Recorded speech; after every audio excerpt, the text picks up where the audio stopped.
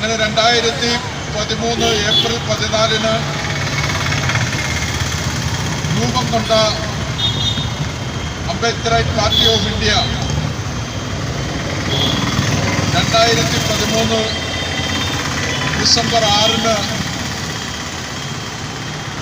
Election കമ്മീഷന്റെ അംഗീകാരം നേടുകയുണ്ട്. Election commission of India 2013 December 6 election commission of ഇന്ത്യയുടെ രജിസ്ട്രേഷൻ നേടിക്കൊണ്ട് ഈ രാജ്യത്തിന്റെ സമൂലമായ പുരോഗതിക്ക് വേണ്ടി, ഈ രാജ്യത്തിന്റെ സമഗ്രമായ മാറ്റത്തിനു വേണ്ടിയുള്ള പ്രവർത്തനങ്ങളുമായിട്ട് അംബേദ്കറൈറ്റ് പാർട്ടി ഓഫ് ഇന്ത്യ ഇന്ന് ഈ രാജ്യത്ത് പ്രവർത്തനം ആരംഭിച്ചിട്ട് 7 വർഷക്കാലമാകും. 2013 ഏപ്രിൽ 14 എന്ന് പറയുന്നത്, അതുപോലെ തന്നെ 2013 ഡിസംബർ 6 എന്ന് പറയുന്നത്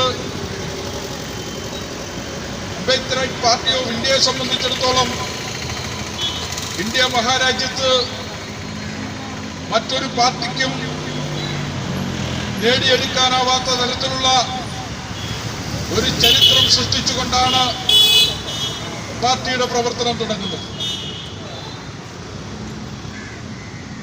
നമുക്കറിയാം, ബാബാ സാഹേബ് ഡോക്ടർ BR അംബേദ്കർ, അദ്ദേഹത്തിന്റെ ജന്മദിനം എന്ന് പറയുന്നത് 1891 ഏപ്രിൽ 14 ആധുനിക ഇന്ത്യയുടെ രാഷ്ട്രപിതാവ്, ജനാധിപത്യ ഇന്ത്യയുടെ പിതാവ് എന്നൊക്കെ വിശേഷണങ്ങൾക്ക് അർഹമായ ബാബാ സാഹേബ് ഡോക്ടർ BR അംബേദ്കർ ജനിച്ച ദിവസം തന്നെ ഈ രാഷ്ട്രീയ പാർട്ടി രൂപം കൊള്ളുകയും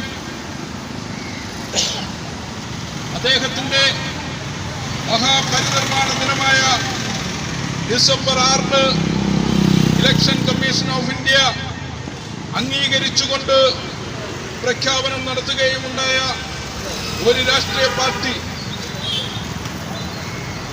അതുപോലെ തന്നെ ഈ രാജ്യത്ത് ഈ പാർട്ടി പ്രഖ്യാപിക്കുന്നതിന് മുമ്പേ തന്നെ ഈ പാർട്ടിയുടെ നയം ഈ രാജ്യത്ത് ജനങ്ങളുടെ മുമ്പിൽ അവതരിപ്പിച്ചുകൊണ്ട്, ഈ രാജ്യത്ത് പാർട്ടിയുടെ പദ്ധതികളെ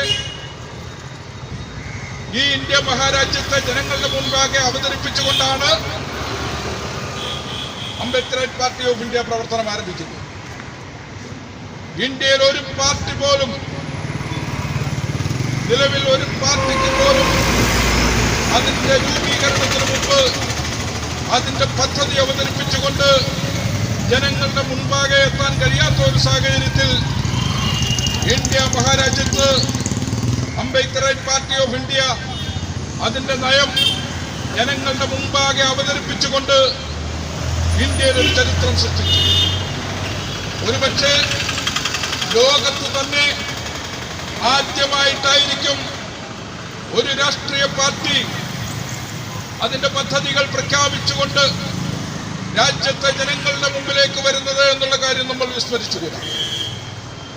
നമുക്കറിയാം, ഇന്ത്യ മഹാരാജ്യത്ത് നിലവിലിരിക്കുന്ന രാഷ്ട്രീയ സാമൂഹ്യ സാഹചര്യങ്ങൾ, നമ്മൾ ഇന്ത്യ 1947 സ്വതന്ത്രമായി ബ്രിട്ടീഷുകാരോട് മല്ലടിച്ചുകൊണ്ട് ബ്രിട്ടീഷ് സാമ്രാജ്യത്തിനെതിരെ സമരം നയിച്ചുകൊണ്ട് ഈ ഇന്ത്യ മഹാരാജ്യം 1947 സ്വാതന്ത്ര്യം പ്രാപിക്കുകയും അങ്ങനെ സ്വാതന്ത്ര്യം പ്രാപിച്ച ഇന്ത്യ 1950 ഒരു റിപ്പബ്ലിക്കായി മാറുന്ന ഒരു സാഹചര്യം.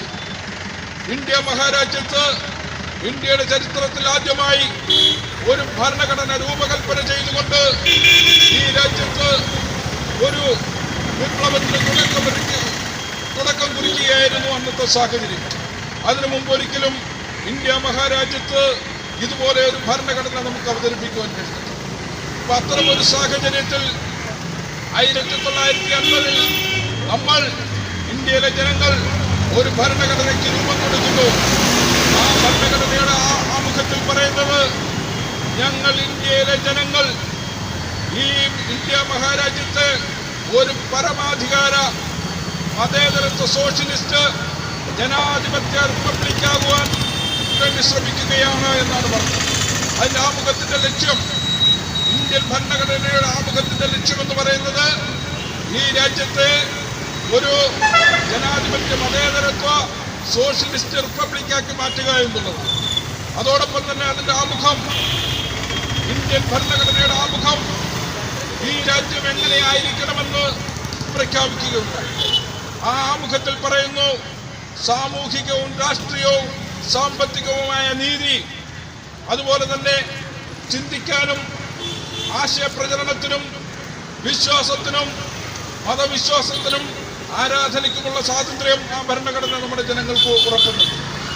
അതുപോലെ തന്നെ അവസര സമത്വത്തിനും സ്ഥിതി സമത്വത്തിനുമുള്ള ഉറപ്പ് ആ ഭരണഘടന ഇവിടുത്തെ ജനങ്ങൾക്കുന്നു. അതുപോലെ തന്നെ വ്യക്തിയുടെ അന്തസ്സിനെ ഉയർത്തുന്നതും രാഷ്ട്രത്തിന്റെ ഐക്യവും അഖണ്ഡതയെ ഉറപ്പിക്കുന്നതിന് വേണ്ടിയുള്ള ഒരു ഉറപ്പ് ഈ ഭരണഘടന ഈ രാജ്യത്തെ ജനങ്ങൾക്ക് നൽകും. അങ്ങനെ ആമുഖം, ഇന്ത്യയുടെ ഭരണഘടന ഇന്ത്യ എങ്ങനെയായിരിക്കണം, ഇന്ത്യയുടെ ജനങ്ങൾ എങ്ങനെയായിരിക്കണം, ആ ജനങ്ങൾക്ക് കൊടുക്കേണ്ട സംഭാവനകൾ എന്തൊക്കെയായിരിക്കണമെന്നുള്ള ലക്ഷ്യപ്രഖ്യാപനത്തോടുകൂടിയാണ് 1980 നമ്മളൊരു ജനാധിപത്യ റിപ്പബ്ലിക്കായി മാറി. അതിനുശേഷം നമ്മളൊന്ന് പരിശോധിച്ചു നോക്കാം. ഇന്ത്യയുടെ ഭരണഘടന മുമ്പോട്ട് വെച്ച ലക്ഷ്യങ്ങൾ, ആ ലക്ഷ്യങ്ങൾ എത്രമാത്രം നമുക്ക് ഈ രാജ്യത്ത് നേടിയെടുക്കുവാൻ കഴിയും, അതാണ് പരമപ്രധാനമായ കാര്യം. ഈ രാജ്യത്തെ എല്ലാ വിഭാഗം ജനങ്ങൾക്കും തുല്യാവസരം കിട്ടുന്ന ഒരു സാഹചര്യം ഈ രാജ്യത്ത് നമുക്ക് സൃഷ്ടിക്കുവാൻ കഴിയും. അതുപോലെ തന്നെ ഈ രാജ്യത്തെ ജനങ്ങൾക്ക് രാഷ്ട്രീയവും സാമൂഹികവും സാമ്പത്തികവുമായ നീതി നമ്മൾക്ക് ഉറപ്പുവരുത്തുവാൻ കഴിഞ്ഞോ തുടങ്ങിയ കാര്യങ്ങൾ നമ്മൾ പരിശോധിക്കേണ്ടിയിരിക്കുന്നു. നമുക്കറിയാം, ഈ ഭരണഘടന ഈ രാജ്യത്തിന് സമർപ്പിക്കുന്നത് ഇവിടുത്തെ ജനങ്ങളാണ്. ഞങ്ങൾ ജനങ്ങൾ നൽകുന്നു എന്ന് പറഞ്ഞുകൊണ്ടാണ് ഭരണഘടന അവസാനിച്ചത്. ഇവിടുത്തെ ജനങ്ങൾ ആർക്കാണ് നൽകിയത്? ഈ രാജ്യത്ത് ഭരിക്കാൻ വരുന്നവർക്ക് ഇന്ത്യയിലെ ജനങ്ങൾ നമ്മുടെ ഭരണഘടന ഏൽപ്പിച്ചുകൊണ്ട് അതിന്റെ ലക്ഷ്യങ്ങൾ പൂർത്തീകരിക്കുന്നതിന് വേണ്ടി നിങ്ങളെ ഞങ്ങൾ ഇത് ഏൽപ്പിക്കുന്നു എന്ന് പറഞ്ഞുകൊണ്ടാണ് ഓരോ ഭരണകൂടത്തെയും ഇന്ത്യ മഹാരാജ്യത്ത് അവരോധിച്ചിട്ടുള്ളത്. ഈ രാജ്യം 50 വർഷക്കാലം ഭരിച്ചത് ഇന്ത്യൻ നാഷണൽ കോൺഗ്രസ് ആണ് എന്നുള്ള കാര്യം നമുക്ക് എല്ലാവർക്കും അറിയാവുന്നതാണ്. 50 വർഷക്കാലമാണ് ഇന്ത്യൻ നാഷണൽ കോൺഗ്രസ് ഈ രാജ്യം ഭരിച്ചത്. ഈ 50 വർഷം കൊണ്ട് ഇന്ത്യൻ നാഷണൽ കോൺഗ്രസിന് ഈ രാജ്യത്ത് ഭരണഘടന വിഭാവന ചെയ്യുന്ന തരത്തിലുള്ള ഒരു സാമൂഹ്യ ക്രമം, അതിന്റെ ലക്ഷ്യങ്ങൾ നേടുവാൻ കഴിഞ്ഞിട്ടുണ്ടോ എന്നുള്ളത് നമ്മൾ പരിശോധിക്കും. ജവഹർലാൽ നെഹ്റു മുതൽ മൻമോഹൻ സിംഗ് വരെയുള്ള 7 പ്രധാനമന്ത്രിമാരാണ് ഇന്ത്യ മഹാരാജ്യം ഭരിച്ചിട്ടുള്ളത്. അവർ 6 തവണയോളം വ്യക്തമായ ഭൂരിപക്ഷത്തിന്റെ അടിസ്ഥാനത്തിൽ ഈ രാജ്യം ഭരിച്ചു. 4 തവണ അവർ മുന്നണി സംവിധാനത്തിലൂടെ ഈ രാജ്യം ഭരിച്ചു. അങ്ങനെ 6 നൂറ്റാണ്ടുകാലം ഇന്ത്യ മഹാരാജ്യം ഭരിച്ച ഇന്ത്യൻ നാഷണൽ കോൺഗ്രസ് എന്താണ് ഈ രാജ്യത്ത് ചെയ്തത് എന്ന് നമ്മൾ പരിശോധിക്കണം.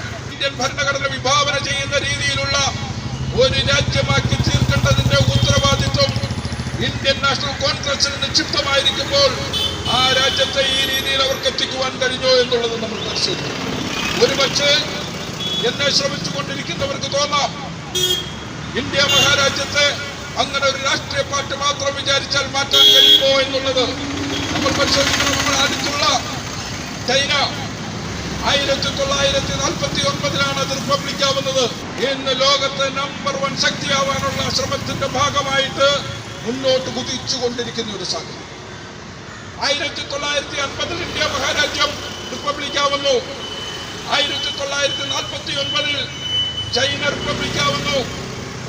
ചൈന ഇന്ന് അമേരിക്കയുടെ കൊണ്ടുപിറകിൽ ഒരു നമ്പർ ശക്തിയാവാനുള്ള ശ്രമത്തിന്റെ ഭാഗമായിട്ട് മുന്നേറുമ്പോൾ ഇന്ത്യ മഹാരാജ്യം കടുത്ത ദാരിദ്ര്യത്തിൽ, സാമ്പത്തികമായി ഒരുപാട് പിന്നോക്കം പോകുന്ന, ആഭ്യന്തര ഉൽപാദനം പോലും കുറഞ്ഞ് തകർന്നടിഞ്ഞ് ദാരിദ്ര്യത്തിന്റെ പട്ടിണിയുടെ പടുകുഴിയിലേക്ക് മാറുന്ന ഒരു രാജ്യമായി മാറിക്കൊണ്ടിരിക്കുന്ന സാഹചര്യമാണ്.